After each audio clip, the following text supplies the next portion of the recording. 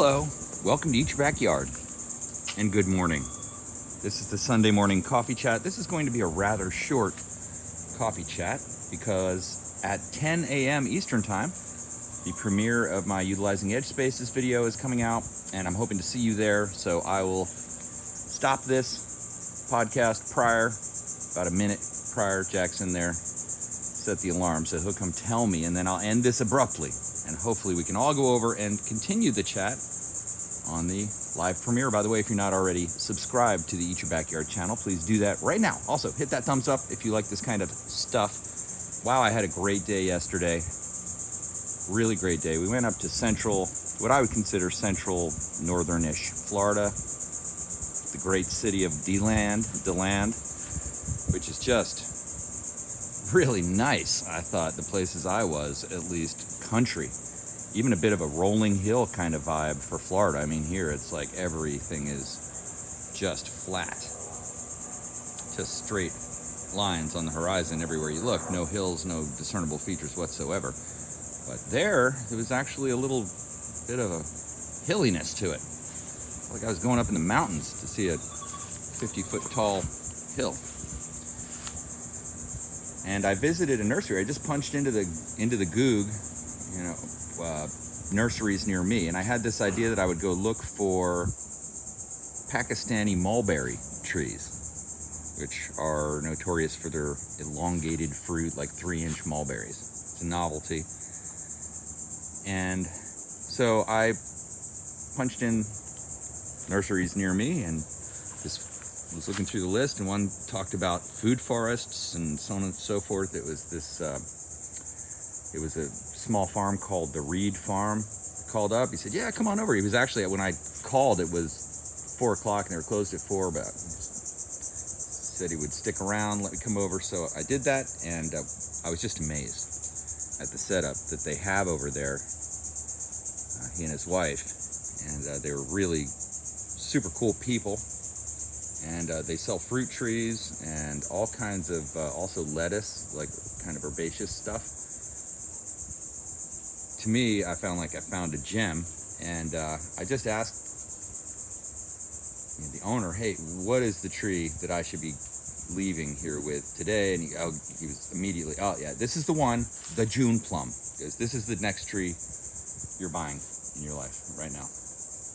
Guarantee it. You're gonna love it." And he just picked off a leaf off this June plum and offered it to me. I ate it, and it was delicious, and is delicious. Jack and I ate a couple off of this one this morning, but we don't want to eat too many of these leaves until we get it growing. I think one time, a long time ago, I tried to grow a June plum, and it just died.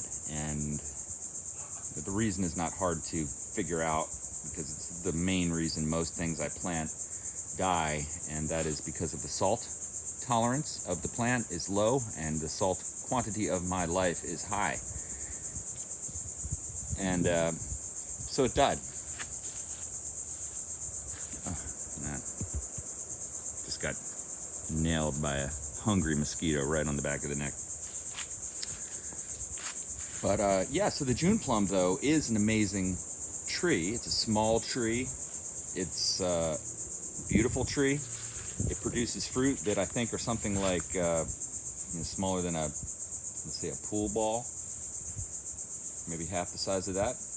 But the leaves you can eat as well, and they taste like a zesty, almost tart, delicious. I'm not going to say cranberry, but it was just really great flavor, zesty and tart for sure, which I love, and sweet. Tasted almost like sweet clover, but far better.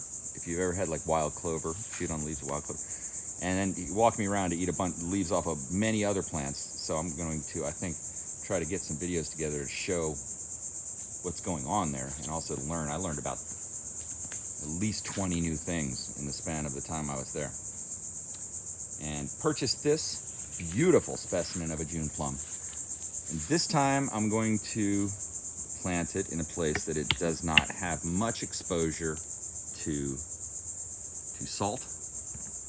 By the way, I may jump on a little bit later for another podcast live stream on some other topics, so stay tuned. By the way, also go check out Jedi Jingle Maker.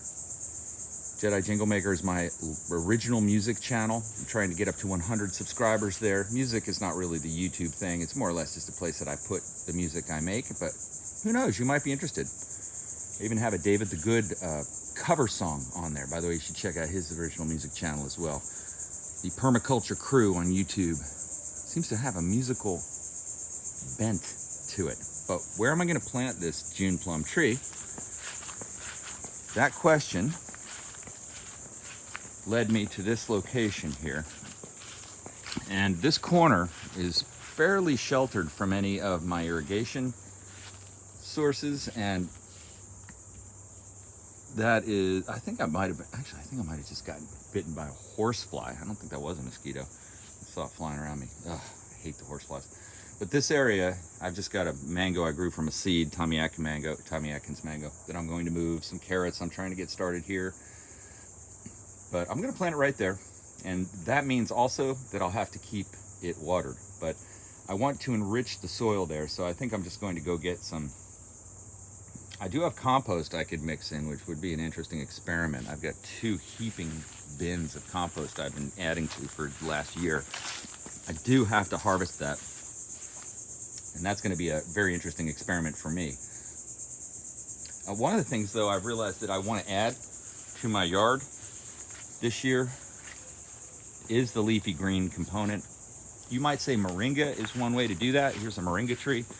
These leaves are very, very good in terms of nutrition. About the content of broccoli, let's say, maybe a little bit more wide spectrum of stuff in it, but healthy. Very strong flavor, though, like horseradish. But there are lots of tree-like lettuce that you could grow quite easily in this environment, sandy, loose soil environment, that'll do quite well. I think they are all going to be, generally speaking, fairly salt intolerant. So having these areas where I don't have the salty irrigation hitting them is key. Around here, a common, on this barrier island growing situation in zone 10A, the common question is, why does everything I plant die? Except for a few things, standard things. But whenever I try to grow a fruit tree, it dies. It's usually salt in this area. And then it can be other things like not watering it enough or not providing it with fertilizers, but it's usually salt. So salt management, light management, all big parts of this setup. I have a feeling Jack's going to come and rouse me here soon. Looks like we've been on for about close to 8 minutes. Well, he just came out. Okay, so I'm going to jump over. I encourage you to do the same. Go check out the Utilizing Edge Spaces. It's a key permaculture principle that we can all probably fit into our lives if we have an edge. And if you have anything, you have an edge to it. And if you, like this was an edge, it used to be nothing, and I planted all along it. And that's a key thing to realize as you expand. Might seem intuitively obvious, but not so much. Hey, thanks for watching. Please give it a thumbs up, subscribe if you're not already. See you over at the other one. I'll link to it at the end of this video. Have a great day.